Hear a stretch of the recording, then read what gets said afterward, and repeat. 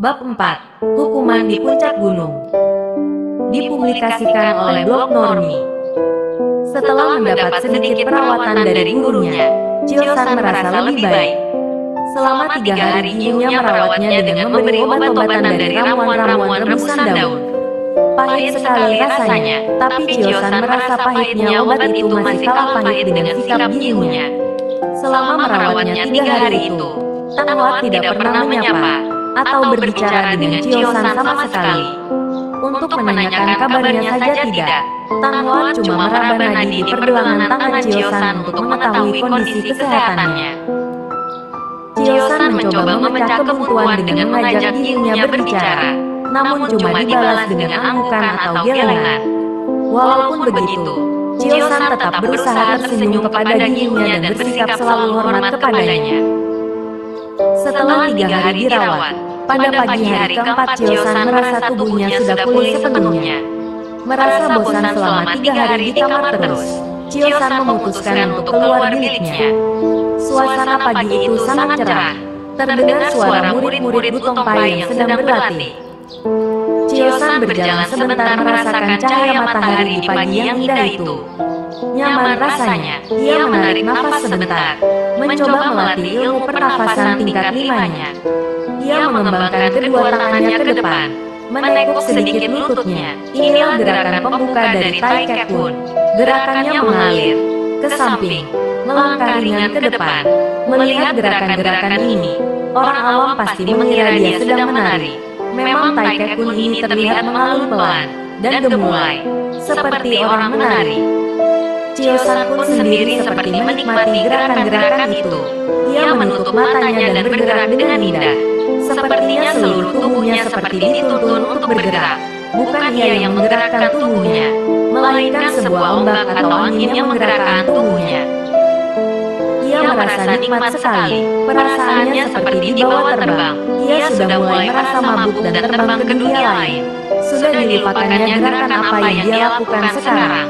Sudah berapa jurus yang dia lakukan sekarang. Perasaan hati yang riang karena ia telah sembuh total. Suasana pagi yang indah, sinar matahari yang cerah, sejuknya udara pegunungan, kicau burung di atas pohon, dan semua rahmat Tuhan di alam ini seperti membuai Chio-san. Ia seperti menjadi tidak sadar atas gerakannya sendiri. Entah sudah jurus keberapa, entah ia sedang melakukan apa, ia tidak tahu sekarang berada di mana. Ia seperti terbang, ia seperti bermimpi. Ia bahkan tidak sadar ada orang berdiri di hadapannya, tapi dia tidak tahu, bahkan bisa dibilang di mana kini dia berada, sedang melakukan apa. Pada hakikatnya Chio-san sudah tidak tahu lagi. Seketika terasa seluruh tubuhnya semakin segar. Ada kehangatan aneh yang timbul di beberapa bagian tubuhnya. Ada tenaga baru yang terkumpul di perutnya. Ada tenaga di kedua tangannya. Ada tenaga di kedua kakinya. Perasaan seperti ini baru pertama kali ia rasakan. Tenaga yang mulai terkumpul di seluruh tubuhnya, tiba-tiba mulai mendesak untuk keluar. Ada apa ini? Mengapa sekarang seluruh tenaga ini mulai mendesaknya? Chio-san mulai merasa dadanya sesak. Gerakannya mulai kacau. Ia mulai tersadar lagi. Ia kini sedang berada di halaman depan milik para murid. Ia sedang melakukan gerakan dasar pernafasan. Lalu kenapa kini dadanya sesak? Kesadarannya mulai pulih. Ketika itulah terdengar teriakan. Salurkan hawa panas di perut ke kedua tangan. Jangan menahan nafas. Tutup pintu belakang. Jangan sampai ada tenaga yang bocor. Dorong tenaga itu keluar. Seketika itu juga terdengar suara blar. Sekeliling Chio-san seperti terasa bergetar. Pohon besar yang berada di sebelahnya terasa bergetar dan bergoyang-goyang. Chio-san mulai melihat ke sekeliling. Ada gurunya, Tanwa berdiri di hadapannya. Chio-san seperti baru terbangun dari tidur dan mimpi indah. Namun bangunnya itu seperti orang disiram air. Seperti orang gelagapan. Chio-san baru mulai menyadari keadaan sekitarnya. Gurunya sedang berdiri di hadapannya, dengan tatapan mata yang aneh. Beliau lalu bertanya, "Dari siapa kau mempelajari ilmu silat Tai Kek Pun?" Katanya menyelidik. Ticu, tidak mengerti. kata Chiosan terbata-bata. Gerakanmu itu tadi adalah Taikekun jurus ke-8. Siapa yang mengajarkannya kepadamu? Pandangan mata Giyu-nya sungguh menusuk hatinya. Ticu, Ticu, tidak ada yang mengajarkannya kepada Ticu, Giyu. Ticu hanya mencoba melatih pernafasan tingkat ke-5. Tahu-tahu Ticu seperti lupa diri. Tahu-tahu sepertinya tubuh Ticu bergerak sendiri, dan Ticu tak tahu lagi Ticu ada di mana. Lalu tahu-tahu seperti ada tenaga yang timbul. Lalu Ticu mendengar suara guru yang menuntun Ticu. Benarkah, aku kan sama sekali belum mengajarimu ilmu itu? Giyu-nya sendiri juga heran, lalu melanjutkan. Atau apakah suhu-suhu yang lain pernah mengajarimu? Tidak pernah, Giyu, jawab Chiosan. Atau apakah kau mencuri belajar dari murid-murid tingkatan 4? Tanya gurunya lagi. Demi Tuhan, tidak, Giyu. Ticu ingat betul dulu Giyu mengingatkan kalau mencuri belajar adalah perbuatan yang hina. Ticu tidak mungkin melakukannya, jawab Chiosan. Selama ini aku mendengar dari suhu-suhu yang lain bahwa tingkat ilmu silatmu mengalami kemajuan yang sedikit sekali.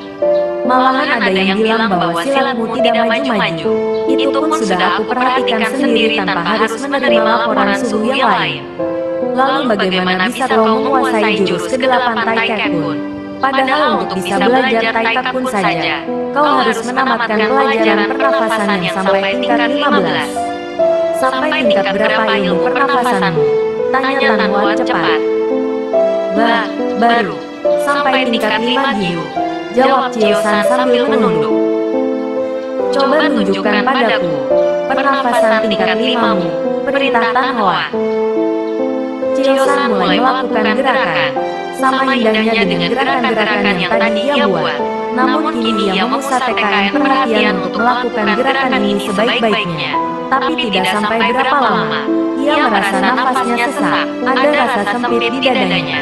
Hal ini berbeda dengan perasaan dorongan tenaga yang tadi sempat dirasakannya. Seketika Chiosan merasa kepalanya pening. Ia lalu berhenti, keringat dingin mengucur deras dari dahinya. Tan Hua memegang nadi di pergelangan tangannya. Dengan itu agak sedikit kacau. Sang Giyu berkerut dahinya. Tingkatan 5 pernafasan saja belum kau kuasai, tapi kau sudah bisa mengeluarkan jurus ke-8 Taikekun. Aneh. Ia seperti berbicara kepada diri sendiri, lalu meneruskan. Apa yang tadi kau lakukan sehingga bisa melakukan gerakan-gerakan jurus itu? Tanyanya. Ticu hanya bergerak seenaknya saja, tidak memikirkan macam-macam. Ticu keluar kamar dengan perasaan riang karena sudah sembuh. Ticu menikmati suasana pagi yang segar, dan harumnya bunga-bunga di pagi hari. Lalu Ticu pikir, ada baiknya mencoba gerakan-gerakan pernafasan. Karena Ticu merasa hawa pagi ini nikmat sekali. Barangkali cocok untuk berlatih pernafasan, jelas Chiosan. Lalu, tanya suhunya lagi. Lalu saat bergerak itu, tahu-tahu Ticu seperti dibawa oleh ombak atau angin yang lembut. Gelombang ini seperti menuntun Ticu bergerak. Tahu-tahu Ticu seperti tidak sadar, seperti mimpi dalam tidur. Lalu tahu-tahu ada tenaga yang muncul dan mendesak dalam tubuh Ticu. Saat itu kemudian Ticu mendengar ada suara yang menuntun Ticu mengeluarkan tenaga itu. Setelah itu Ticu membuka mata, dan baru sadar bahwa itu ternyata suara Giyu, jawab Chiosan. Aneh juga. Tan Hua berkata begitu sambil berusaha berpikir. Memang Chiosan tidak mungkin bisa mencuri belajar dari murid atau suhu lain. Karena tidak mungkin dia bisa menguasai jurus Taikekun tingkat pertama sedangkan ia belum bisa menguasai seluruh tingkat 15 pernafasan. Padahal pernafasan itu adalah dasar dari ilmu Taikekun. Ini bahkan Chiosan sudah bisa memainkan jurus ke-8 Taikekun. Sudahlah, lanjutnya. Aku kesini memberitahukan kepadamu bahwa nanti siang engkau dipanggil menghadap Chiang Munjin. Membahas kejadian kemarin. Baik Suhu, Ticu siap menghadap. Chiosan tahu bahwa perbuatannya kemarin sangat memalukan. Seorang murid Butong menangis karena diserang oleh lawan. Itu adalah perbuatan yang sangat memalukan di dunia Kamou. Jika dunia luar tahu bahwa ada murid Butong yang seperti itu, tentu saja nama Butong akan jatuh. Hari ini kau tidak usah latihan dulu, karena kau baru sembuh dari lukamu. Pergilah kau ke dapur dan ambil sarapanmu. Baik Giyu, terima kasih. Chiosan mengaturkan salam dan membungkuk. Saat ia selesai membungkuk, suhunya sudah tidak berada di hadapannya. Karena memang merasa lapar, Chiosan menuju ke dapur umum.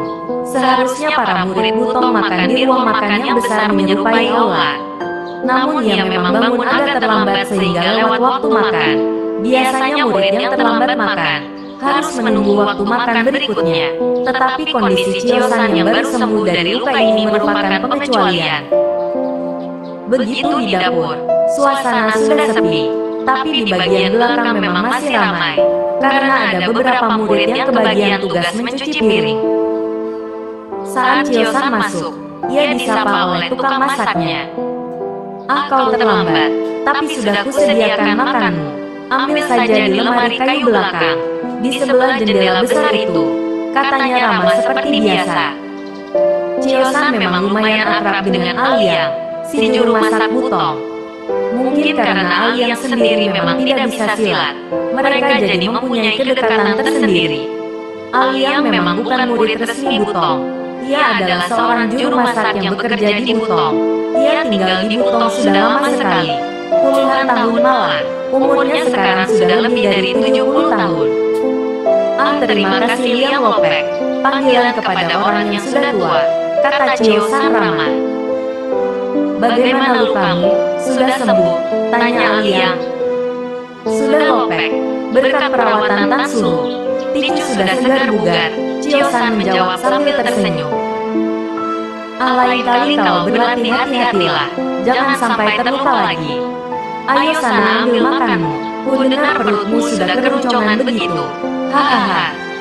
Mereka berdua tertawa.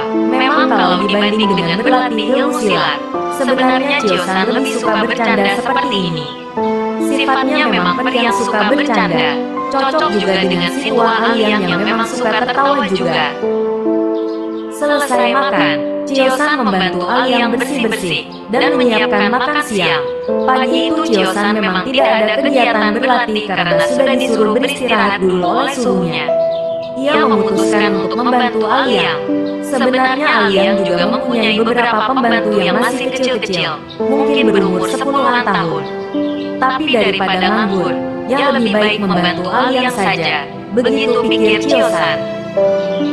Setelah beberapa lama bekerja memotong sayur, mengiris daging, dan menyiapkan bahan-bahan lain, Chiosan pun diajak Aliang untuk memasak.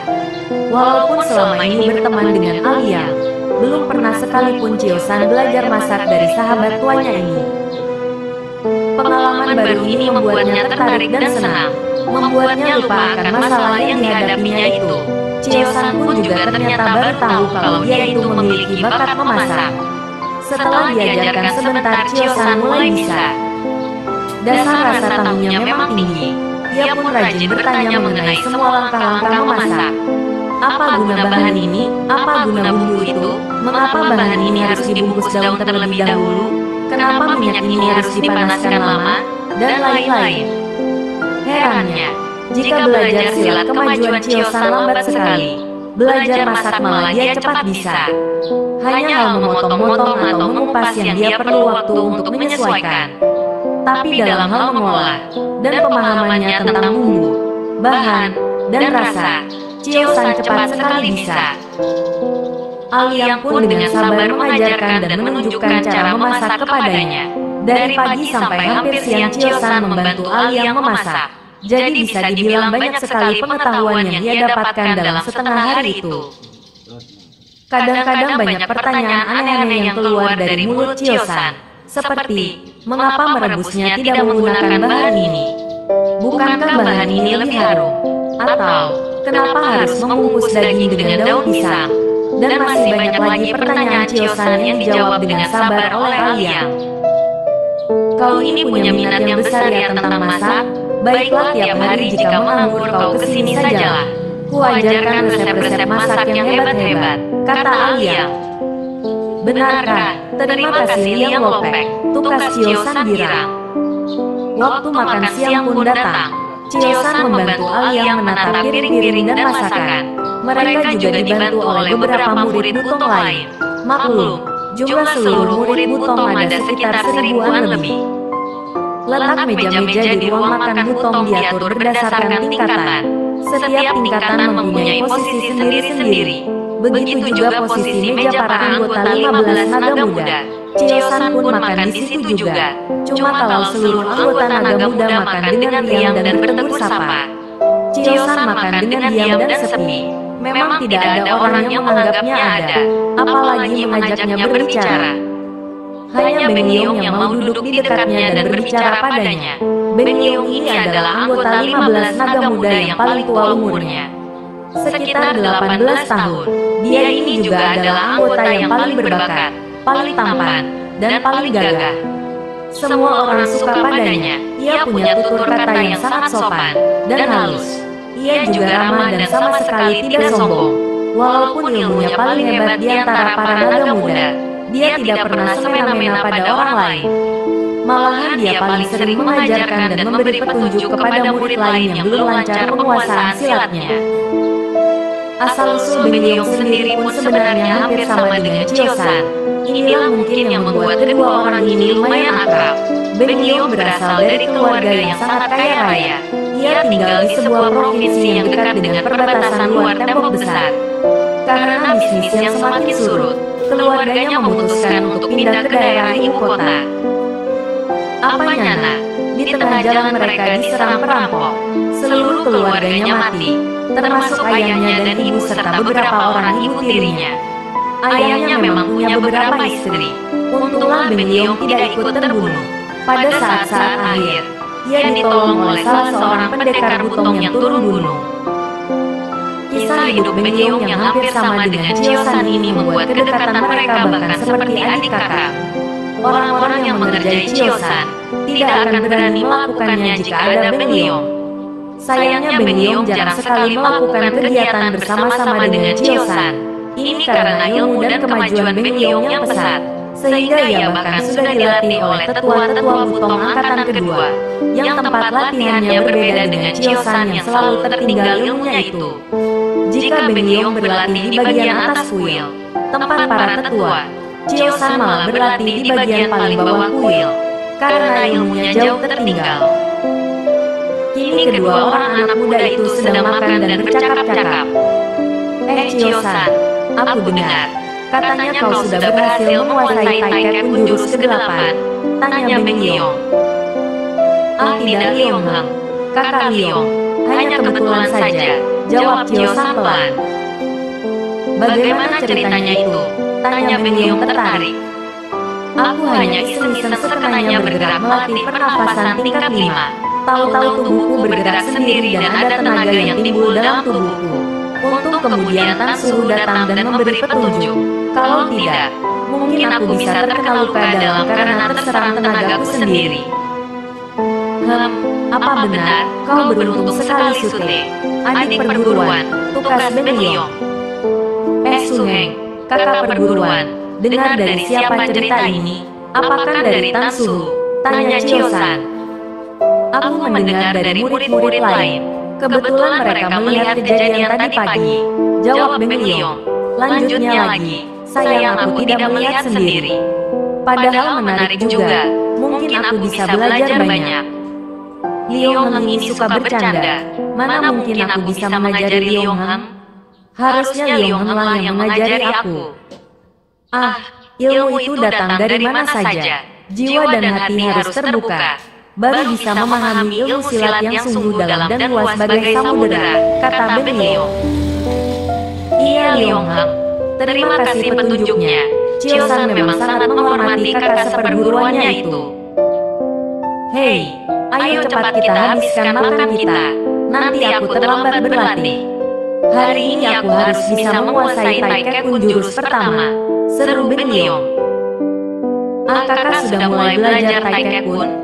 Hebat-hebat, para naga muda yang lain saja baru belajar pernafasan tingkat 12. Chiosan bertanya dengan kagum. Iya, syukurlah para guru mau sabar mengajariku. Hei, ayo cepat makan. Aku dengar kau nanti dipanggil oleh Chiang Mujin. Iya, Chiosan menjawab sambil menunduk. Aku sudah dengar cerita kemarin. Sabar saja, semua pasti ada hikmah kalau kau mau memahaminya. Ucapan Beng Liong ini sebenarnya pantas diucapkan orang tua. Tapi memang Beng Liong ini selalu jauh lebih maju dalam hal apa saja. Terima kasih, Liong Heng. Sambil tersenyum Chiosan menghabiskan makannya. Setelah makan, kedua orang sahabat ini berpisah lagi. Beng Liong meneruskan latihannya, padahal jadwal setelah makan siang adalah jam istirahat siang bagi murid-murid Butong. Tapi semangat dan kecintaan Beng Liong pada ilmu silat membuatnya merasa rugi menghabiskan waktu tanpa belajar silat. Murid-murid yang lain memilih beristirahat. Ada yang duduk sambil bercengkerama berkelompok. Ada yang memilih tidur-tiduran. Ada juga yang mengulang-ulang pelajaran silatnya tadi pagi. Chiosan memilih pergi mandi membersihkan diri di sebuah sungai kecil yang mengalir di belakang kuil. Kegiatannya tadi membantu Liang Lopek membuat tubuhnya berkeringat dan bahkan bau asap.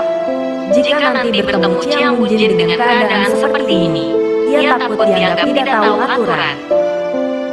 Setelah menceburkan diri beberapa lama di sungai, Chiosan sudah berganti pakaian. Ia memilih pakaian yang jarang dipakainya. Jika bertemu dengan Lau Tianliong memang ada perasaan tunduk dalam hati Chiosan. Apalagi pertemuan nanti, sepertinya membahas hukuman yang harus ia lalui.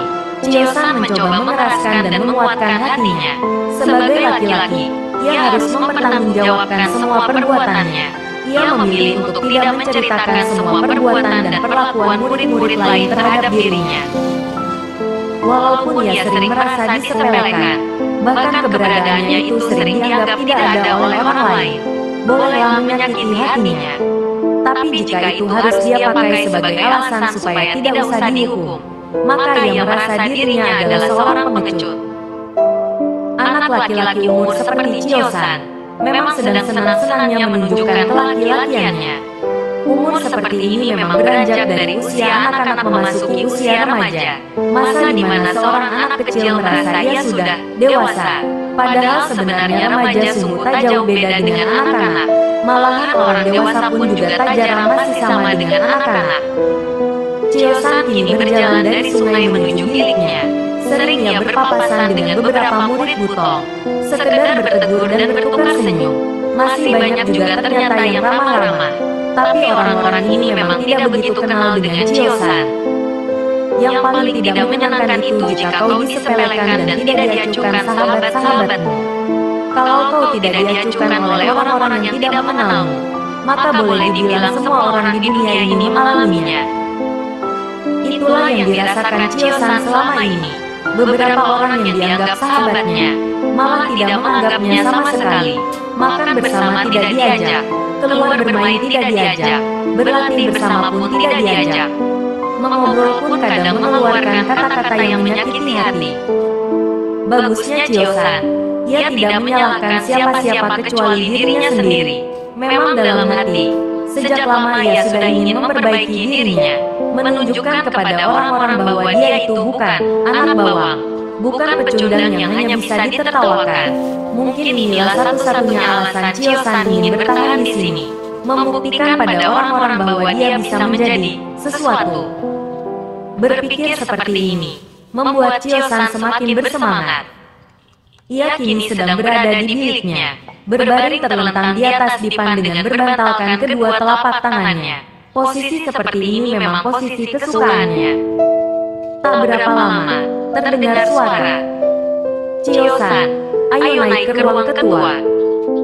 Suara itu kecil saja, tidak keras, namun terdengar jelas. Chiosan lekas bangkit dan keluar. Ia tidak melihat siapa-siapa di dekat situ.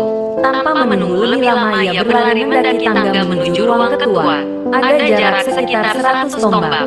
Giungnya, Tan Hua ternyata sudah menunggu di depan pintu ketua. Rupanya ilmu mengirimkan suara gurunya itu sudah sangat hebat, sehingga bisa mengirimkan suara dengan jelas dari jarak sebegitu jauhnya. Ayo masuk, Chiang Munjin sudah menunggu, kata Giungnya. Chiosan mengangguk. Ia lalu memberi salam kepada Giungnya itu, lalu mengucap salam kepada Lau Chiang Munjin. Picu, Chiosan, anggota dari 15 naga muda memberi salam kepada Chiang Mujin. Semoga Tian, langit, selalu memberi kesehatan dan kebaikan, kata Chiosan dari luar pintu. Dari dalam, terdengar suara sang pangcu. Masuklah, Chiosan. Begitu pintu dibuka, nampaklah ruang ketua itu. Tidak terlalu besar, tapi juga tidak terlalu sempit. Ruangan ini biasanya dipakai sebagai ruang tugas Chiang Mujin, tempat ia menerima tamu atau memberi perintah. Intinya, ruang ini dipakai sebagai ruang resmi kepala Butompai. Ticu, Chiosan menghadap ketua. Sambil berkata begitu, Chiosan mengatuk tangan di depan dada. Sambil tersenyum Lau Pangcu berkata, "Sudahlah, jangan terlalu banyak aturan." Chiosan mengangguk hormat. Ternyata di dalam ruangan ini, Lau Chiang Mujin tidak sendirian. Ada 4 orang di sebelahnya, 2 di kiri, dan 2 di kanan. Keempat orang ini adalah penasehat utama ketua Butompai. Mereka adalah dari angkatan kedua. Wajahnya mereka angker. Chiosan mengenal nama-nama orang ini. Kou Leng, berdagu panjang, dengan jenggot yang semakin membuat wajahnya terlihat lebih panjang. Yohan, bertubuh tinggi besar, matanya selalu tertutup, dan bibirnya selalu berpomat kamit.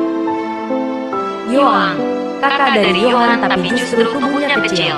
Tatapan matanya, Chiosan bahkan tidak berani melihat karena khawatir, tertusuk. Oi Tangwan, selalu tersenyum. Usia keempat ini sekitar awal 60 tahunan, tapi seperti Lau Pangcu, wajah mereka terlihat lebih muda 10 atau 15 tahun. Ada rasa tergetar juga di hati Chiosan. Ia memang jarang bertemu orang-orang ini, tapi kekosenan keempat orang ini memang sudah sering terdengar. Kabarnya ilmu keempat orang ini hanya satu tingkat di bawah Lau Chiang Mujin. Dalam hati Chiosan kagum jaga. Dari cahaya pancaran wajah mereka saja bisa diukur kesaktian mereka. Chiosan, kata Lau Chiang Mujin, suaranya tenang sekali. Ticu mendengar suhu, jawab Chiosan menghormat. Kejadian beberapa hari yang lalu sudah ku dengar, bahkan seluruh Butompai ini sudah mendengar, lanjut Lau Chiang Mujin. Chiosan menunduk hikmat. Mengapa kau menangis saat kau diserang Apao? Tanya sang pangcu. Chiosan terdiam beberapa detik.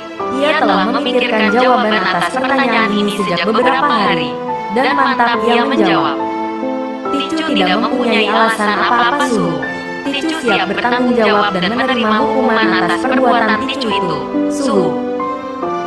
Benar kau tidak mempunyai alasan apapun? Apakah saat bertarung itu kau sedang dirundung masalah? Atau kau teringat ayah ibumu? Tanya Lau Pangcu lagi. Sama sekali tidak Suhu. Mungkin Ticu saja yang terlalu berhati lemah, sehingga terjadi kejadian seperti kemarin. Para Totiang, tetua, ada pertanyaan kepada Chiosan. Tanya Lau Chiang Mujin kepada keempat orang penasehatnya. Yoang, yang bertubuh kecil dan bermata tajam membuka suara. Apakah kau takut diserang oleh Apao? Ternyata suaranya cempreng, cocok dengan badannya yang kecil. Chiosan jelas tidak takut, tapi mau menjawab apa dia bingung. Akhirnya dia diam saja. Bagi sebagian orang, diam itu berarti iya. Memalukan, kata Yoang. Oi Tangwan, yang wajahnya selalu tersenyum, kini juga membuka suara. Chiosan, anakku, jika ada ganjalan di hati, bicarakanlah. Seorang laki-laki sejati tidak akan takut mengungkapkan apa yang ada dalam pikirannya. Bagaimana mungkin Chiosan membuka semua masalah yang dialaminya? Hatinya terlalu berat untuk kemudian menyalahkan orang lain. Jika dia menceritakan semua perlakuan buruk yang dihadapinya, bukankah akan semakin memperlihatkan kelemahannya? Bukankah hal seperti ini malah akan menambah kemarahan orang? Chiosan memilih untuk menyimpan semua itu, apalagi jika ia mengungkapkannya. Bukankah nanti akan timbul berbagai masalah baru dan pergesekan di dalam perguruan? Bisa jadi ketika ia membuka cerita, hubungannya dengan murid-murid yang lain akan semakin buruk, dan dia akan semakin dijauhi karena dianggap sebagai pengadu. Anak-anak seusia Chiosan memang tak jarang berpikiran seperti ini. Rasa kesetiakawanan mereka yang masih polos selalu membuat mereka takut kehilangan teman. Kouleng, Totiang yang berwajah panjang, juga membuka suara. Kami sudah mendengar cerita dari Apau, bahwa dia mengajak kau berlatih ilmu totokan. Setelah bertanding beberapa lama, kau terdesak oleh serangannya dan mulai menangis. Apa benar? Tanyanya. Terdiam sebentar, Chiosan menjawab, benar Totiang. Itu suara Yoang. Kali ini Lao Chiang Mujin yang membuka suara. Chiosan, apakah kau paham arti perbuatanmu itu? Tanyanya. Ticu paham sekali sungguh, bahwa seorang laki-laki tidak pantas menangis di dalam pertarungan. Apalagi laki-laki itu mengaku sebagai murid Butompai. Perbuatan Ticu membuat malu seluruh anggota Butompai. Dan Ticu siap bertanggung jawab atas perbuatan Ticu. Bagus, kau tahu hukuman apa yang harus kau hadapi? Tanya Lao Chiang Mujin lagi. Setahu Ticu, hukuman paling ringan bagi ketidakdisiplinan di dalam peraturan Butompai adalah diasingkan ke atas pondok bambu di puncak tertinggi Butongsan. Sedangkan hukuman terberat adalah dikeluarkan dari Butompai. Bagus jika kau tahu, para Totiang. Apakah menurut Totiang sekalian, Chiosan melakukan pelanggaran berat atau ringan? Berat, tugas Yoang. Sedangkan para Totiang lain masih diam dan berpikir. Wai Tangwan berkata, menurut saya, kejadian itu memang pelanggaran berat. Tapi kita bisa memberi hukuman yang lebih mendidik kepada Chiosan. Saya melihat masih ada kebaikan dalam diri Chiosan. Kebaikan macam apa? Sahut Yoang. Ilmu silatnya saja tidak maju-maju. Padahal dia itu anggota 15 naga muda. Menjadi murid, biasa, Butompai saja ya sudah tidak pantas. Apalagi masuk dalam kelompok unggulan seperti 15 naga muda. Suara cemprengnya seperti menusuk tulang. Wai Tangwan masih tersenyum. Sambil manggut-manggut dia berkata, bukankah dalam Butompai tidak hanya melulu belajar silat, penguasaan sastra dan ilmu pengobatan juga sangat penting. Menurut saya bakat sastra Chiosan sangat besar. Toh kita dulu sepakat memasukkannya dalam kelompok naga muda berdasarkan pertimbangan bakat sastranya. Yoang yang manggut-manggut kali ini. Walaupun kedua orang ini sering silang pendapat, tapi mereka sangat legawa dalam menghormati pendapat yang dianggap benar. Tang Hoat, guru pengawas dari Chiosan, mohon izin untuk mengutarakan pendapat. Terdengar suara Tang Hoat dari luar pintu. Masuk saja Tang Hoat, jawab Lao Chiang Mujin. Setelah masuk dan memberi hormat, Tang Hoat berkata, mohon maaf karena Ticu berani lancang dalam urusan ini. Tetapi ada satu hal yang ingin Ticu sampaikan yang mungkin bisa menjadi bahan pertimbangan bagi Suhu dan Totiang sekalian, kata Tang Hoat. Katakanlah, sahut Lao Chiang Mujin. Tadi pagi, Ticu tidak sengaja melihat sebuah keanehan. Chiosan, yang pelajaran pernafasan dasar hanya baru tingkat kelima, sudah bisa melakukan jurus ke-8 Tai Kek Bun. Terdengar suara kaget dari sekalian orang di dalam ruangan. Lanjutkan, kata Lao Chiang Mujin. Setelah Ticu tanya, dari siapa yang mempelajari jurus itu, Chiosan mengaku belum pernah diajari oleh siapapun. Pada awalnya Ticu tidak percaya kepada jawabannya itu, tapi setelah Ticu berpikir, memang tidak mungkin orang yang belum menguasai seluruh tingkatan pernafasan dasar bisa melakukan jurus Tai Kek Bun. Maka Ticu anggap ini memang suatu kebetulan belaka. Chiosan, apa benar yang dikatakan ibumu itu? Coba ceritakan dari awal, kata Lao Chiang Mujin. Chiosan pun mulai bercerita. Seluruh kejadian itu ia ceritakan tanpa ia kurangi dan tambahi. Selesai bercerita terdengar keempat Totiang saling berpandang satu sama lain, dan berdiskusi. Terdengar perbedaan pendapat, dan pada akhirnya Lao Chiang Mujin lah yang berkata, begini saja, kata sang ketua. Kejadian ini memang aneh dan ajaib, tapi juga bukan berarti tidak masuk akal. Kedalaman ilmu Tai Kek Bun memang sangat dalam, sehingga semakin dalam kau pelajari, semakin juga terasa kecil dirimu di hadapan ilmu yang sangat luas. Melihat bahwa ternyata Chio-san sanggup melakukan hal seperti itu, ini menandakan dia sebenarnya mempunyai bakat dalam ilmu silat. Cuma mungkin ketertinggalannya itu disebabkan oleh kemalasan dan kekurangpahamannya sendiri. Aku memberikan dua pilihan kepada Chio-san. Pilihan pertama, kau tidak akan dihukum dalam pengasingan, namun kau harus mundur dari kelompok 15 naga dan menjadi anggota murid biasa. Atau pilihan kedua, kau boleh tetap menjadi anggota 15 naga muda, tetapi kau harus mempertanggungjawabkan perbuatanmu dengan diasingkan ke pondok bambu. Selain itu di sana kau harus rajin berlatih sehingga ketika turun kembali, kau harus bisa mengalahkan Apao. Jika kau tidak mampu mengalahkan Apao, maka dengan sukarela kau harus keluar dari 15 naga muda dan menjadi murid biasa. Bagaimana Chio-san? Setelah berpikir sebentar, Chio-san berkata, Ticu memilih pilihan kedua, Suhu. Ada senyum yang tersungging di bibir Lao Tianlong. Ia lalu berkata, bagus, itulah yang ingin ku dengar dari mulut seorang murid Bu Tongpai. Berani bertanggung jawab dan menerima hukuman.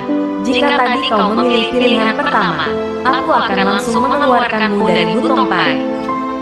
Karena kau adalah murid termuda yang dihukum dalam pengasingan, maka aku memberi keringanan padamu.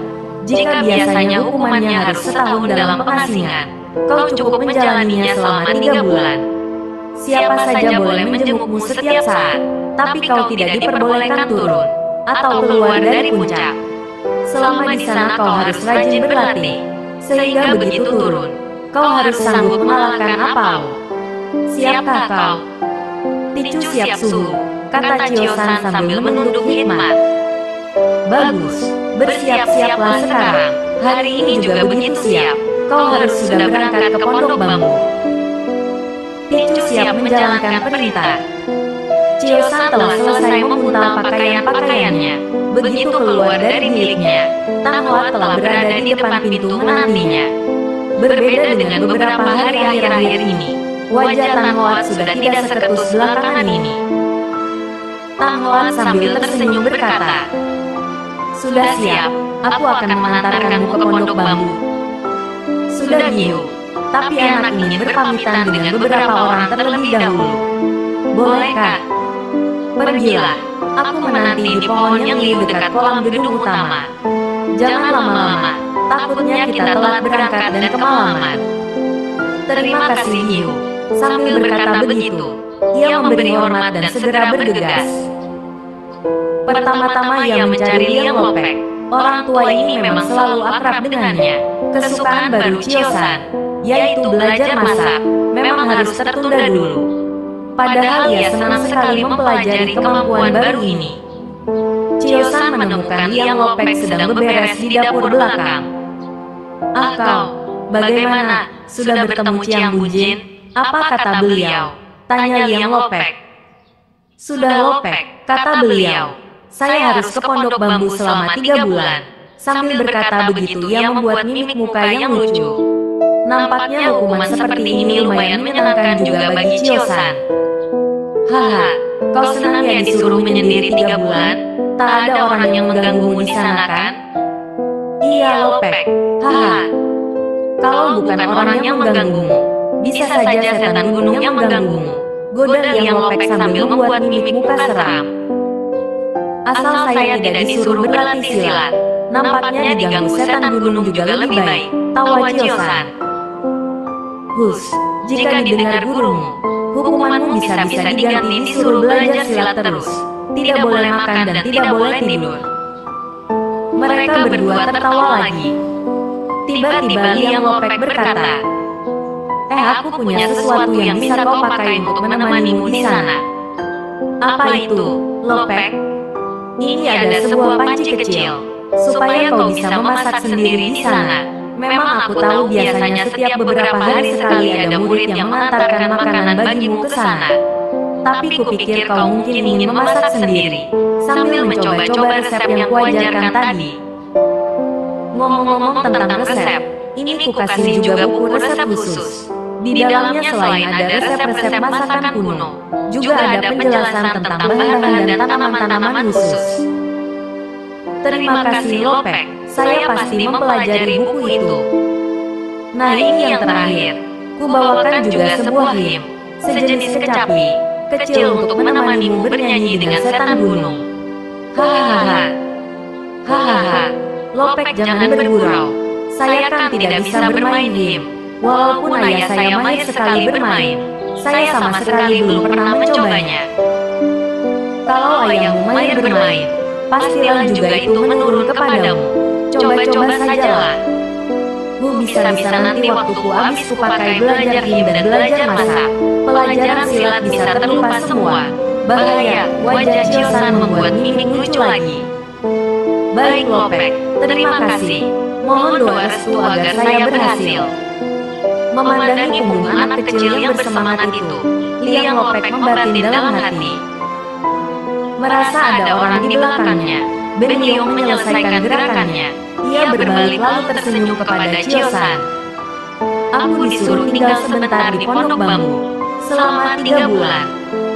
Terima kasih Liong Hang, doakan semoga sutemu ini berhasil ya. Keduanya lalu bersalaman dan Chiosan pun bergegas pergi. Ben Liong pun menatap punggung yang sedang bergegas itu. Ia tersenyum sebentar dan melanjutkan latihannya. Sudah Giyu, sekarang anak siap berangkat, kata Chiosan mantap. Chiosan, kata Tang Loat, sebenarnya dalam hal ini, Giyu merasa sangat bersalah kepadamu. Bagaimana mungkin anak menyalahkan Giyu? Bukankah kepergian Giyu karena menjalankan tugas perguruan? Kau tidurlah Chiosan, besok pagi-pagi sekali kita bangun dan melatih semua yang tadi sudah kuajarkan.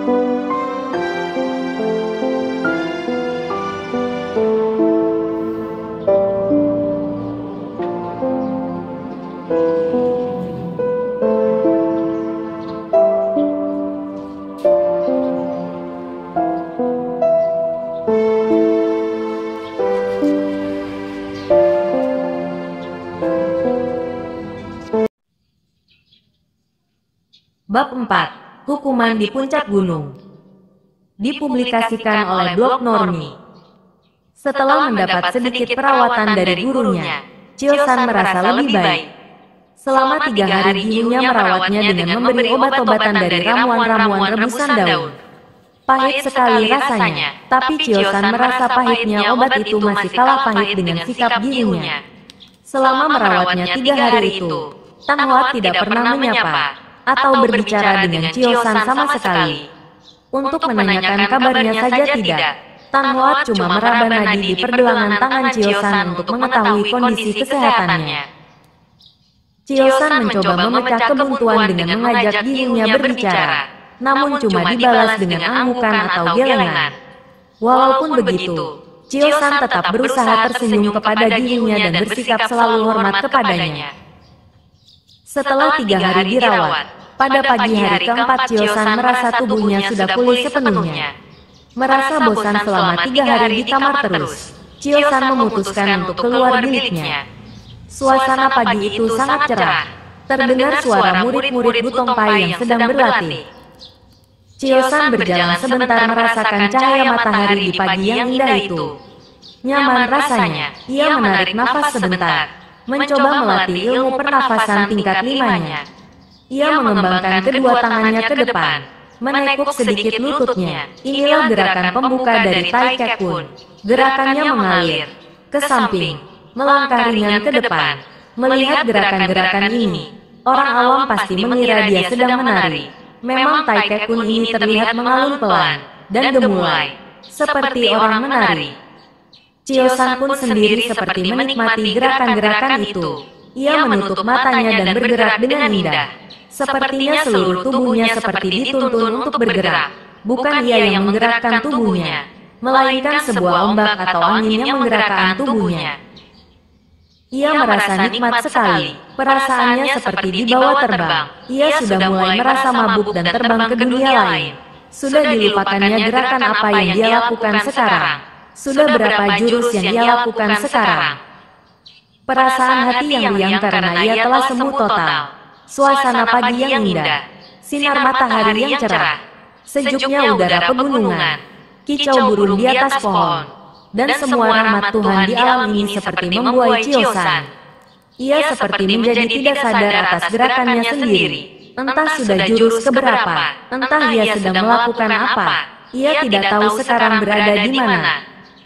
Ia seperti terbang, ia seperti bermimpi. Ia bahkan tidak sadar ada orang berdiri di hadapannya, tapi dia tidak tahu, bahkan bisa dibilang di mana kini dia berada, sedang melakukan apa.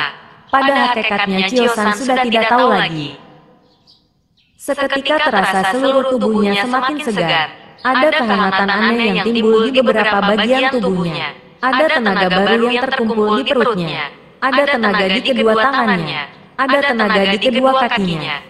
Perasaan seperti ini baru pertama kali ia rasakan. Tenaga yang mulai terkumpul di seluruh tubuhnya, tiba-tiba mulai mendesak untuk keluar. Ada apa ini? Mengapa sekarang seluruh tenaga ini mulai mendesaknya? Chio-san mulai merasa dadanya sesak.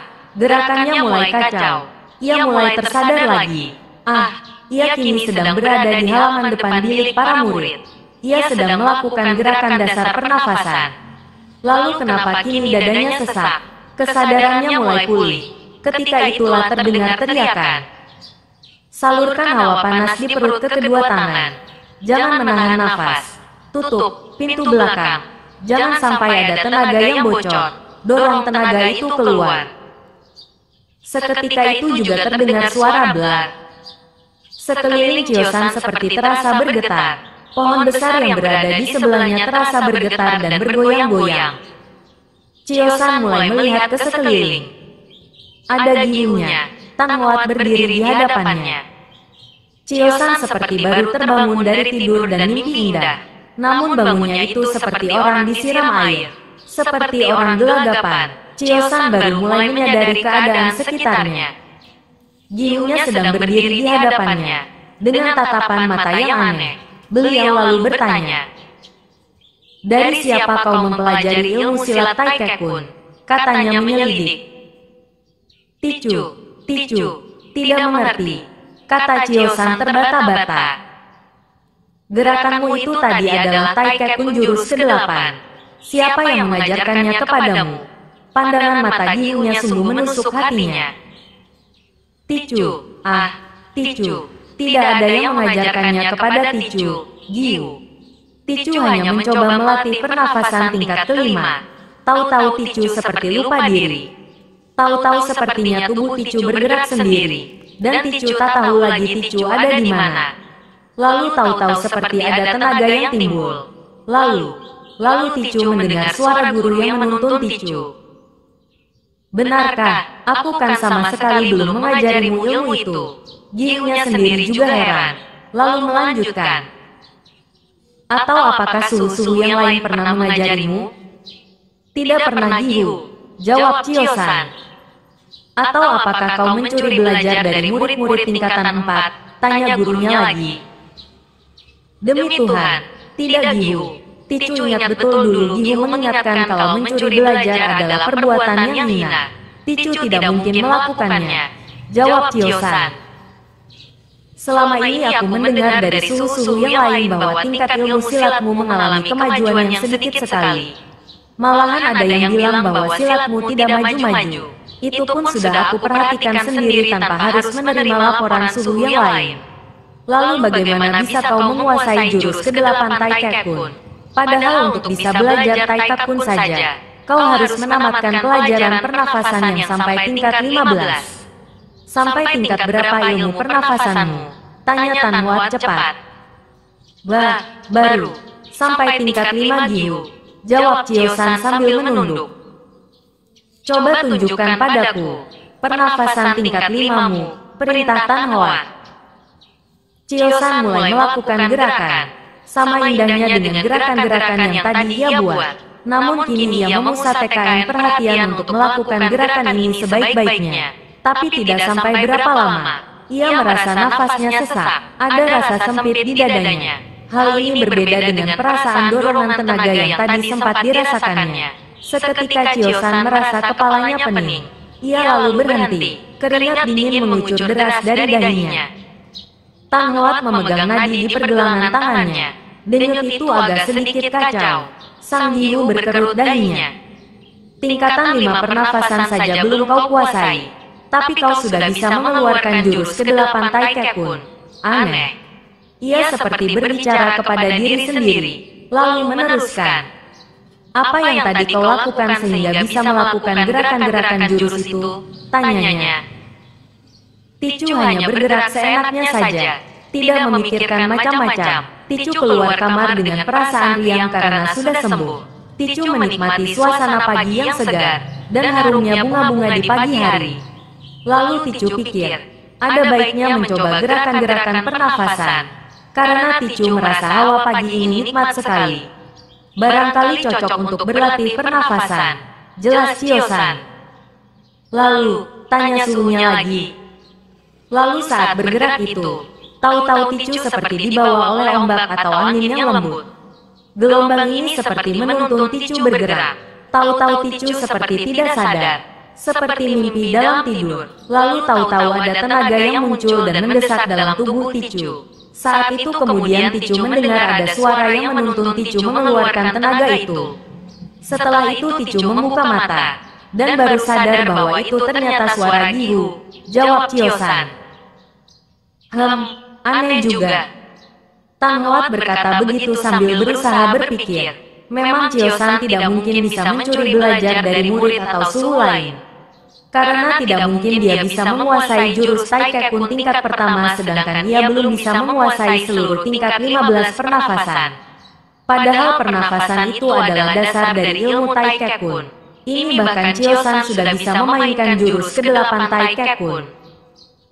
Sudahlah, lanjutnya. Aku kesini memberitahukan kepadamu bahwa nanti siang engkau dipanggil menghadap Chiang Munjin. Membahas kejadian kemarin. Baik Suhu, Ticu siap menghadap. Chiosan tahu bahwa perbuatannya kemarin sangat memalukan. Seorang murid Butong menangis karena diserang oleh lawan. Itu adalah perbuatan yang sangat memalukan di dunia Kangou. Jika dunia luar tahu bahwa ada murid Butong yang seperti itu, tentu saja nama Butong akan jatuh. Hari ini kau tidak usah latihan dulu, karena kau baru sembuh dari lukamu. Pergilah kau ke dapur dan ambil sarapanmu. Baik Giyu, terima kasih. Chiosan mengaturkan salam dan membungkuk. Saat ia selesai membungkuk, suhunya sudah tidak berada di hadapannya. Karena memang merasa lapar, Chiosan menuju ke dapur umum. Seharusnya para murid Butong makan di ruang makan yang besar menyerupai aula. Namun ia memang bangun agak terlambat sehingga lewat waktu makan. Biasanya murid yang terlambat makan harus menunggu waktu makan berikutnya. Tetapi kondisi Chiosan yang baru sembuh dari luka ini merupakan pengecualian. Begitu di dapur, suasana sudah sepi, tapi di bagian belakang memang masih ramai, karena ada beberapa murid yang kebagian tugas mencuci piring. Saat Chiosan masuk, ia disapa oleh tukang masaknya. Ah, kau terlambat, tapi sudah kusediakan makanmu. Ambil saja di lemari kayu belakang, di sebelah jendela besar itu, katanya ramah seperti biasa. Chiosan memang lumayan akrab dengan Aliang, si juru masak Butong. Mungkin karena Aliang sendiri memang tidak bisa silat, mereka jadi mempunyai kedekatan tersendiri. Aliang memang bukan murid resmi Butong. Ia adalah seorang juru masak yang bekerja di Butong. Ia tinggal di Butong sudah lama sekali, puluhan tahun malah. Umurnya sekarang sudah lebih dari 70 tahun. Ah, terima kasih Liang Lopek, panggilan kepada orang yang sudah tua, kata Chiosan ramah. Bagaimana lukamu? Sudah sembuh? Tanya Aliang. Sudah Lopek, berkat perawatan Tan Suhu. Ticu sudah segar bugar, Chiosan menjawab sambil tersenyum. Ah, lain kali kau berlatih hati-hatilah, jangan sampai terluka lagi. Ayo sana ambil makanmu, ku dengar perutmu sudah keroncongan begitu. Hahaha. Mereka berdua tertawa. Memang kalau dibanding dengan berlatih ilmu silat, sebenarnya Chiosan lebih suka bercanda seperti ini. Sifatnya memang peri yang suka bercanda, cocok juga dengan si tua Aliang yang memang suka tertawa juga. Selesai makan, Chiosan membantu Aliang bersih-bersih dan menyiapkan makan siang.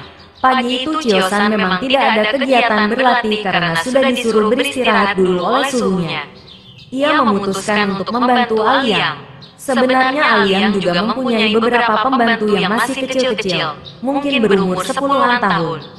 Tapi daripada nganggur, yang lebih baik membantu Aliang saja, begitu pikir Chiosan. Setelah beberapa lama bekerja memotong sayur, mengiris daging, dan menyiapkan bahan-bahan lain, Chiosan pun diajak Aliang untuk memasak. Walaupun selama ini berteman dengan Aliang, belum pernah sekalipun Chiosan belajar masak dari sahabat tuanya ini. Pengalaman baru ini membuatnya tertarik dan senang, membuatnya lupa akan masalah yang dihadapinya itu. Chiosan pun juga ternyata baru tahu kalau dia itu memiliki bakat memasak. Setelah diajarkan sebentar, Chiosan mulai bisa. Dasar rasa tahunya memang tinggi.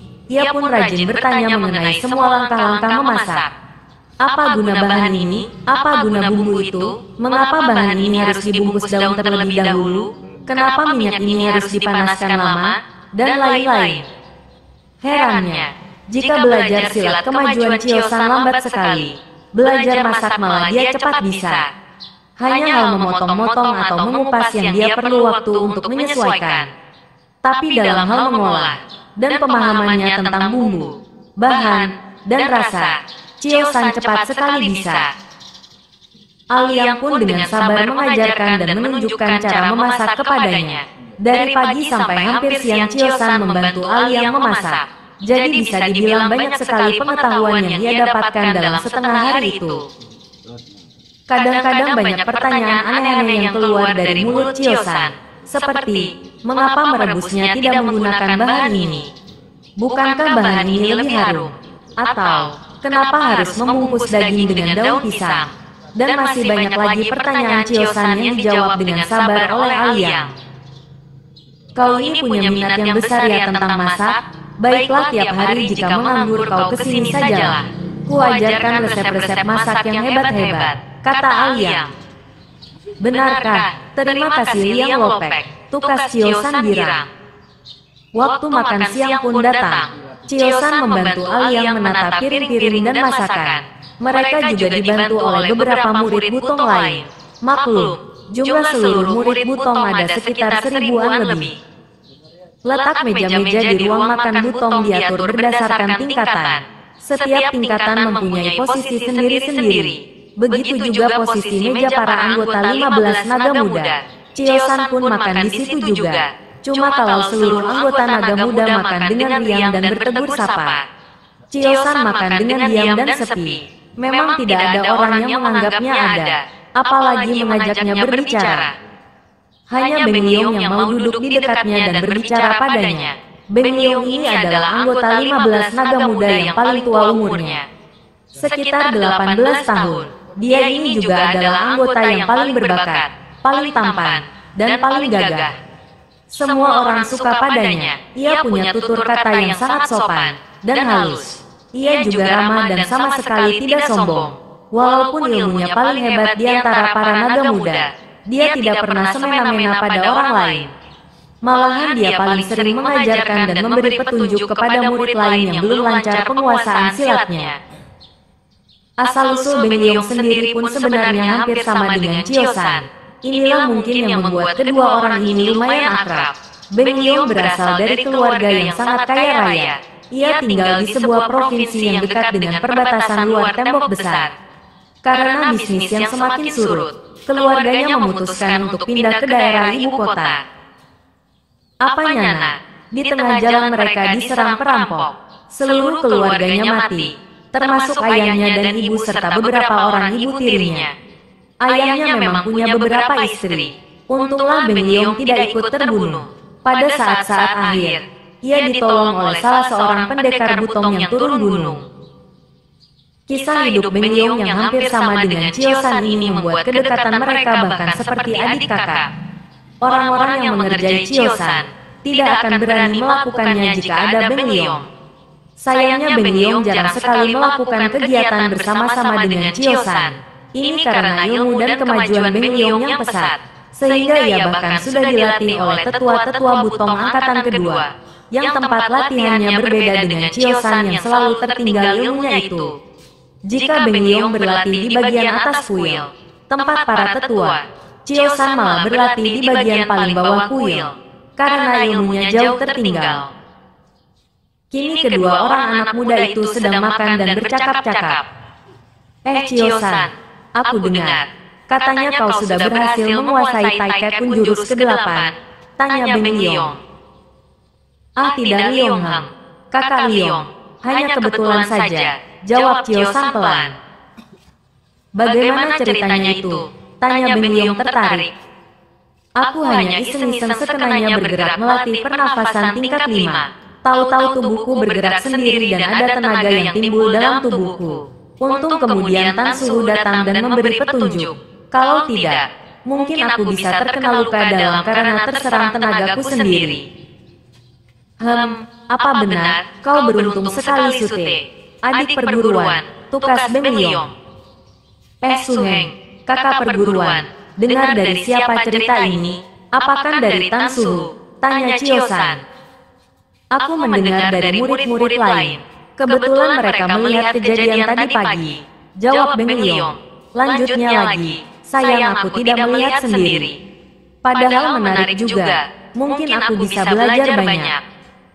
Liong Heng ini suka bercanda, mana mungkin aku bisa mengajari Liong Heng? Harusnya Liong Heng lah yang mengajari aku. Ilmu itu datang dari mana saja, jiwa dan hati harus terbuka. Baru bisa memahami ilmu silat yang sungguh dalam dan luas bagai samudera, kata Beng Liong.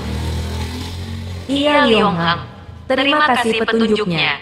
Chiosan memang sangat menghormati kakak seperguruannya itu. Hei, ayo cepat kita habiskan makan kita, nanti aku terlambat berlatih. Hari ini aku harus bisa menguasai Taikekun jurus pertama, seru Beng Liong. Kakak sudah mulai belajar Taikekun? Hebat-hebat, para naga muda yang lain saja baru belajar pernafasan tingkat 12. Chiosan bertanya dengan kagum. Iya, syukurlah para guru mau sabar mengajariku. Hei ayo cepat makan. Aku dengar kau nanti dipanggil oleh Chiang Munjin. Iya, Chio-san menjawab sambil menunduk. Aku sudah dengar cerita kemarin. Sabar saja, semua pasti ada hikmah kalau kau mau memahaminya. Ucapan Beng Liong ini sebenarnya pantas diucapkan orang tua. Tapi memang Beng Liong ini selalu jauh lebih maju dalam hal apa saja. Terima kasih, Liong Heng. Sambil tersenyum Chio-san menghabiskan makannya. Setelah makan, kedua orang sahabat ini berpisah lagi. Beng Liong meneruskan latihannya, padahal jadwal setelah makan siang adalah jam istirahat siang bagi murid-murid Butong. Tapi semangat dan kecintaan Beng Liong pada ilmu silat membuatnya merasa rugi menghabiskan waktu tanpa belajar silat. Murid-murid yang lain memilih beristirahat, ada yang duduk sambil bercengkerama berkelompok, ada yang memilih tidur-tiduran, ada juga yang mengulang-ulang pelajaran silatnya tadi pagi. Chio-san memilih pergi mandi membersihkan diri di sebuah sungai kecil yang mengalir di belakang kuil. Kegiatannya tadi membantu Liang Lopek membuat tubuhnya berkeringat dan bahkan bau asap. Jika nanti bertemu Chiang Bunjin dengan keadaan seperti ini, ia takut dianggap tidak tahu aturan. Setelah menceburkan diri beberapa lama di sungai, Chio-san sudah berganti pakaian. Ia memilih pakaian yang jarang dipakainya. Jika bertemu dengan Lau Tianliong memang ada perasaan tunduk dalam hati Chio-san. Apalagi pertemuan nanti, sepertinya membahas hukuman yang harus ia lalui. Chio-san mencoba mengeraskan dan menguatkan hatinya. Sebagai laki-laki, ia harus mempertanggungjawabkan semua perbuatannya. Ia memilih untuk tidak menceritakan semua perbuatan dan perlakuan murid-murid lain terhadap dirinya. Walaupun ia sering merasa disepelekan, bahkan keberadaannya itu sering dianggap tidak ada oleh orang lain, bolehlah menyakiti hatinya. Tapi jika itu harus dia pakai sebagai alasan supaya tidak usah dihukum, maka ia merasa dirinya adalah seorang pengecut. Anak laki-laki umur seperti Chio-san memang sedang senang-senangnya menunjukkan kelaki-lakiannya. Umur seperti ini memang beranjak dari usia anak-anak memasuki usia remaja. Masa di mana seorang anak kecil merasa ia sudah dewasa, padahal sebenarnya remaja sungguh tak jauh beda dengan anak-anak. Malahan orang dewasa pun juga tak jarang masih sama dengan anak-anak. Chio-san kini berjalan dari sungai menuju biliknya. Sering ia berpapasan dengan beberapa murid Butong, sekedar bertegur dan bertukar senyum. Masih banyak juga ternyata yang ramah-ramah, tapi orang-orang ini memang tidak begitu kenal dengan Chio-san. Yang paling tidak menyenangkan itu jika kau disepelekan dan tidak diacukan sahabat-sahabatmu. Kalau kau tidak diacukan oleh orang-orang yang tidak mengenalmu, maka boleh dibilang semua orang di dunia ini mengalaminya. Itulah yang dirasakan Chio-san selama ini. Beberapa orang yang dianggap sahabatnya, malah tidak menganggapnya sama sekali. Makan bersama tidak diajak, keluar bermain tidak diajak, berlatih bersama pun tidak diajak. Mengobrol pun kadang mengeluarkan kata-kata yang menyakiti hati.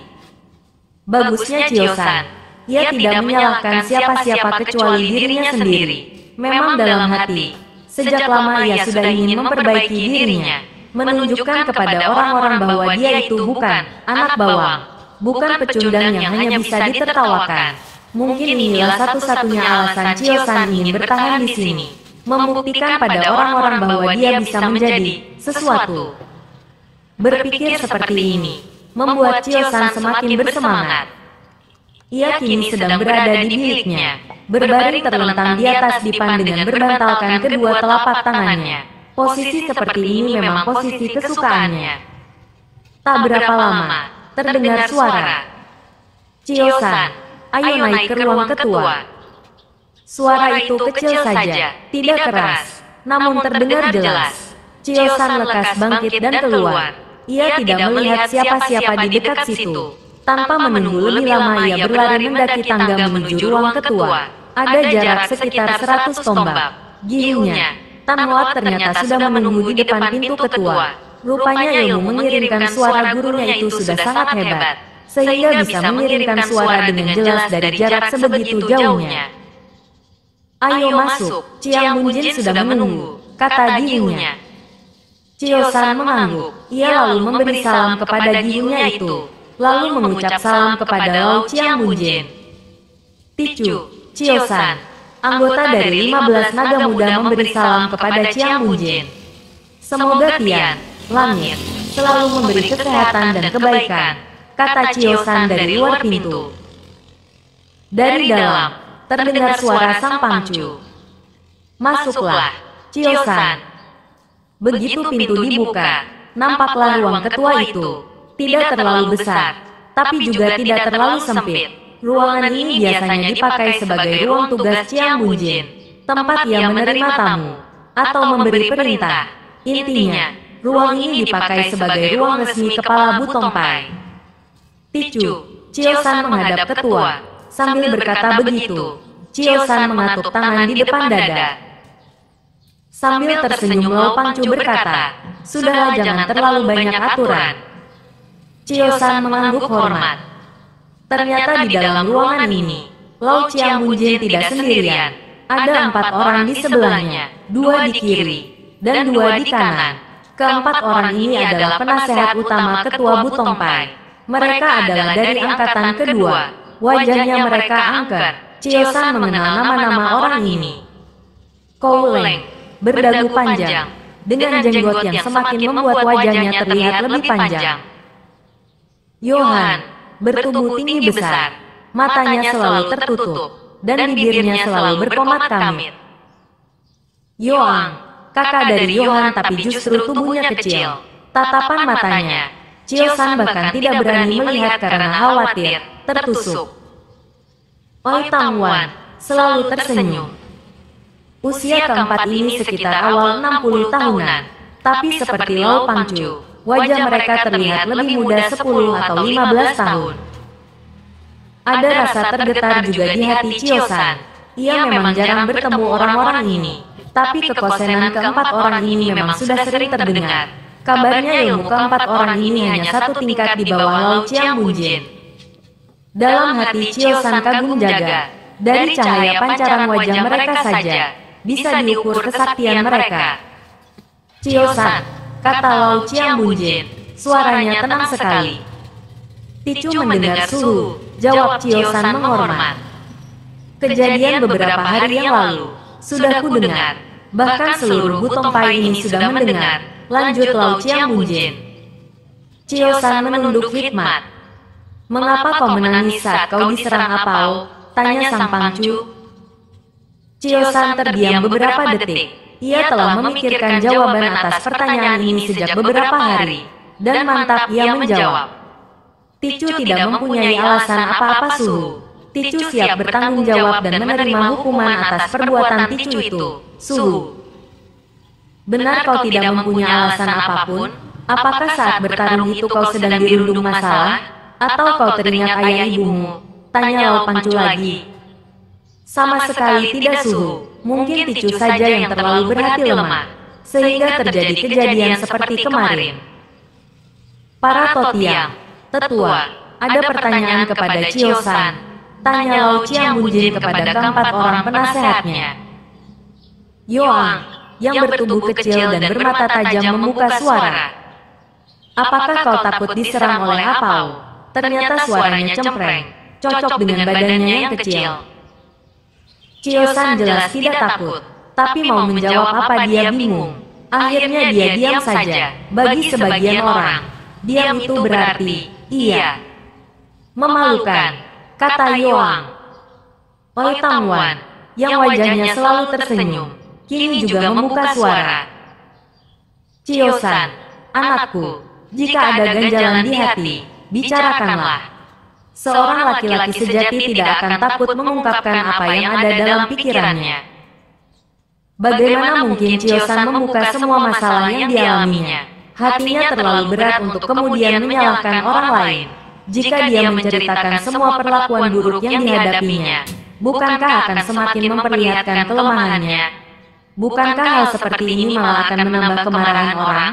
Chiosan memilih untuk menyimpan semua itu. Apalagi jika ia mengungkapkannya, bukankah nanti akan timbul berbagai masalah baru dan pergesekan di dalam perguruan? Bisa jadi ketika ia membuka cerita, hubungannya dengan murid-murid yang lain akan semakin buruk, dan dia akan semakin dijauhi karena dianggap sebagai pengadu. Anak-anak seusia Chiosan memang tak jarang berpikiran seperti ini. Rasa kesetiakawanan mereka yang masih polos selalu membuat mereka takut kehilangan teman. Kouleng, Totiang yang berwajah panjang, juga membuka suara. Kami sudah mendengar cerita dari Apao, bahwa dia mengajak kau berlatih ilmu totokan. Setelah bertanding beberapa lama, kau terdesak oleh serangannya dan mulai menangis. Apa benar? Tanyanya. Terdiam sebentar. Chiosan menjawab, benar Totiang. Itu suara Yoang. Kali ini Lao Chiang Bunjin yang membuka suara. Chiosan, apakah kau paham arti perbuatanmu itu? Tanyanya. Ticu paham sekali sungguh, bahwa seorang laki-laki tidak pantas menangis di dalam pertarungan. Apalagi laki-laki itu mengaku sebagai murid Butongpai. Perbuatan Ticu membuat malu seluruh anggota Butongpai. Dan Ticu siap bertanggung jawab atas perbuatan Ticu. Bagus. Kau tahu hukuman apa yang harus kau hadapi? Tanya Lao Chiang Bunjin lagi.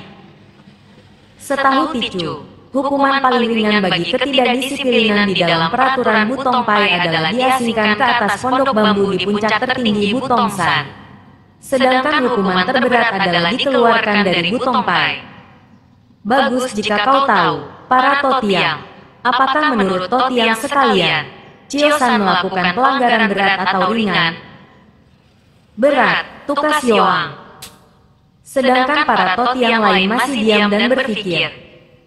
Oi Tangwan berkata, menurut saya, kejadian itu memang pelanggaran berat. Tapi kita bisa memberi hukuman yang lebih mendidik kepada Chiosan. Saya melihat masih ada kebaikan dalam diri Chiosan. Kebaikan macam apa? Sahut Yoang. Ilmu silatnya saja tidak maju-maju. Padahal dia itu anggota 15 naga muda. Menjadi murid, biasa, Butongpai saja ya sudah tidak pantas. Apalagi masuk dalam kelompok unggulan seperti 15 naga muda. Suara cemprengnya seperti menusuk tulang. Oi Tangwan masih tersenyum. Sambil manggut-manggut ia berkata, bukankah dalam Butongpai, tidak hanya melulu belajar silat, penguasaan sastra dan ilmu pengobatan juga sangat penting. Menurut saya bakat sastra Chiosan sangat besar. Toh kita dulu sepakat memasukkannya dalam kelompok naga muda berdasarkan pertimbangan bakat sastranya. Yoang yang manggut-manggut kali ini. Walaupun kedua orang ini sering silang pendapat, tapi mereka sangat legawa dalam menghormati pendapat yang dianggap benar.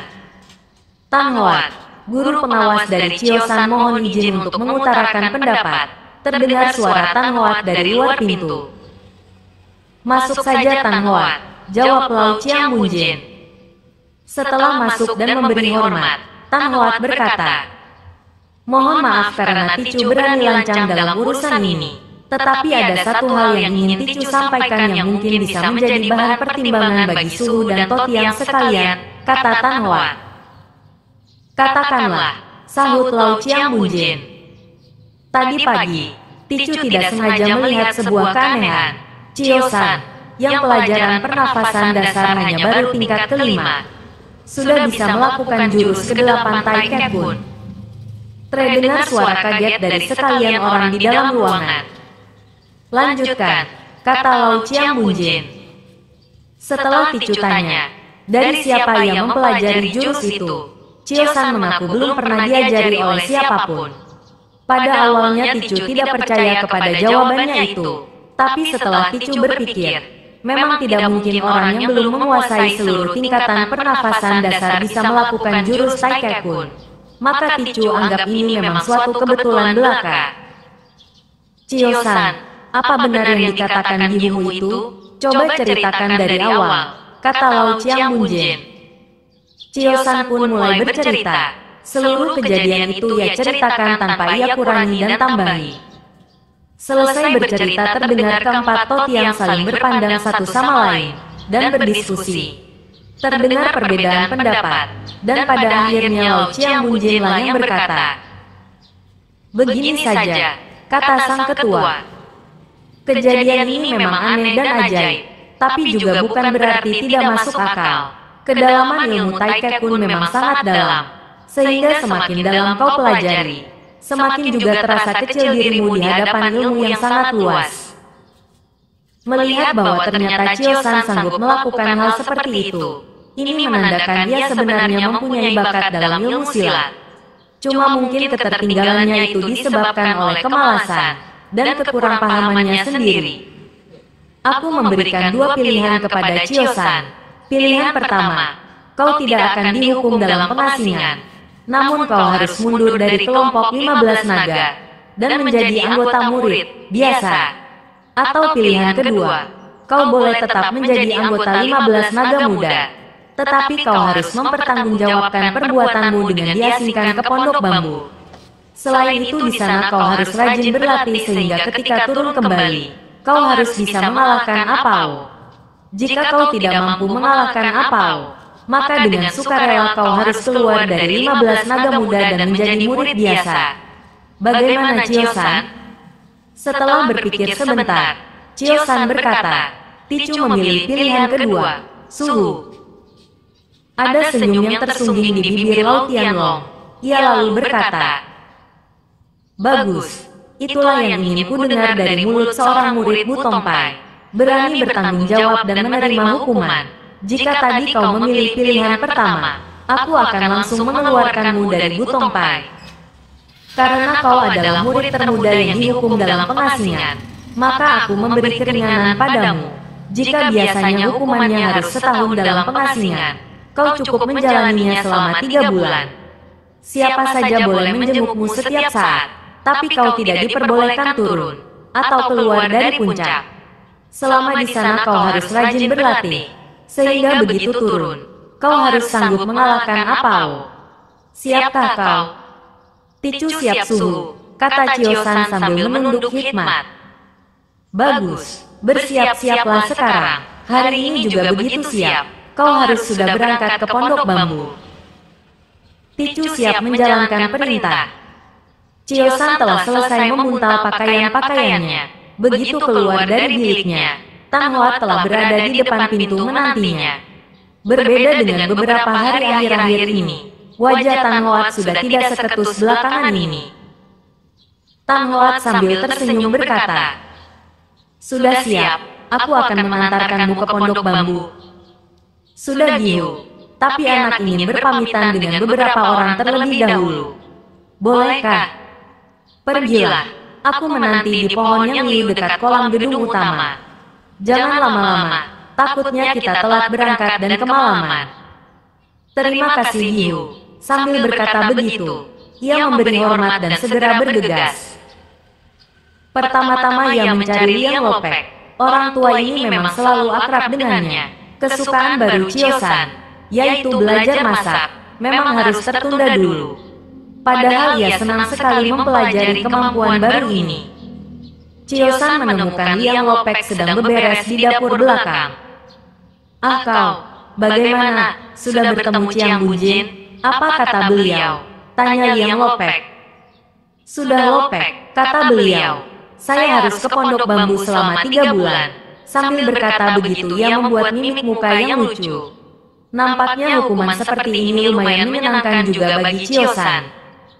Haha, kau senang ya disuruh menyendiri 3 bulan? Tak ada orang yang mengganggumu di sana kan? Iya Lopek, haha. Kalau bukan orang yang mengganggumu, bisa saja setan gunung yang mengganggumu. Goda Liang Lopek sambil membuat mimik muka seram. Asal saya tidak disuruh berlatih silat, nampaknya diganggu setan gunung juga lebih baik, tawa Chio-san. Hus, jika didengar gurumu, hukumanmu bisa-bisa diganti disuruh belajar silat terus. Tidak boleh makan dan tidak boleh tidur. Mereka berdua tertawa lagi. Tiba-tiba Liang Lopek berkata, aku punya sesuatu yang bisa kau pakai untuk menemanimu di sana. Apa itu, Lopek? Ini ada sebuah panci kecil, supaya kau bisa memasak sendiri di sana. Memang aku tahu biasanya setiap beberapa hari sekali ada murid yang mengantarkan makanan bagimu ke sana. Tapi kupikir kau mungkin ingin memasak sendiri, sambil mencoba-coba resep yang kuajarkan tadi. Ngomong-ngomong tentang resep, ini kukasih juga buku resep khusus. Di dalamnya selain ada resep-resep masakan kuno, juga ada penjelasan tentang bahan-bahan dan tanaman-tanaman khusus. Terima kasih Lopek, saya pasti mempelajari buku itu. Nah ini yang terakhir. Kubawakan juga sebuah him, sejenis kecapi, kecil untuk menemanimu bernyanyi dengan setan gunung. Hahaha. Hahaha. Lopek jangan bergurau. Saya kan tidak bisa bermain him. Walaupun ayah saya mahir sekali bermain, saya sama sekali belum pernah mencobanya. Kalau ayahmu mahir bermain, pastilah juga itu menurun kepadamu. Coba-coba sajalah. Bisa-bisa nanti waktuku habis kupakai belajar him dan belajar masak. Pelajaran silat bisa terlupa semua. Bahaya, wajah Chiosan membuat mimik lucu lagi. Baik Lopek, terima kasih. Mohon doa restu agar saya berhasil. Memandangi punggung anak kecil yang bersemangat itu, Liang Lopek membatin dalam hati. Merasa ada orang di belakangnya, Beng Liong menyelesaikan gerakannya. Ia berbalik lalu tersenyum kepada Chiosan. Aku disuruh tinggal sebentar di pondok bambu, selama 3 bulan. Terima kasih Liong Hang, doakan semoga sutemu ini berhasil ya. Keduanya lalu bersalaman dan Chiosan pun bergegas pergi. Beng Liong pun menatap punggung yang sedang bergegas itu. Ia tersenyum sebentar dan melanjutkan latihannya. Sudah Giyu, sekarang anak siap berangkat, kata Chiosan mantap. Chiosan, kata Tan Hoat, sebenarnya dalam hal ini, Giyu merasa sangat bersalah kepadamu. Bagaimana mungkin anak menyalahkan Giyu? Bukankah kepergian Giyu karena menjalankan tugas perguruan? Kau tidurlah Chiosan, besok pagi-pagi sekali kita bangun dan melatih semua yang tadi sudah kuajarkan.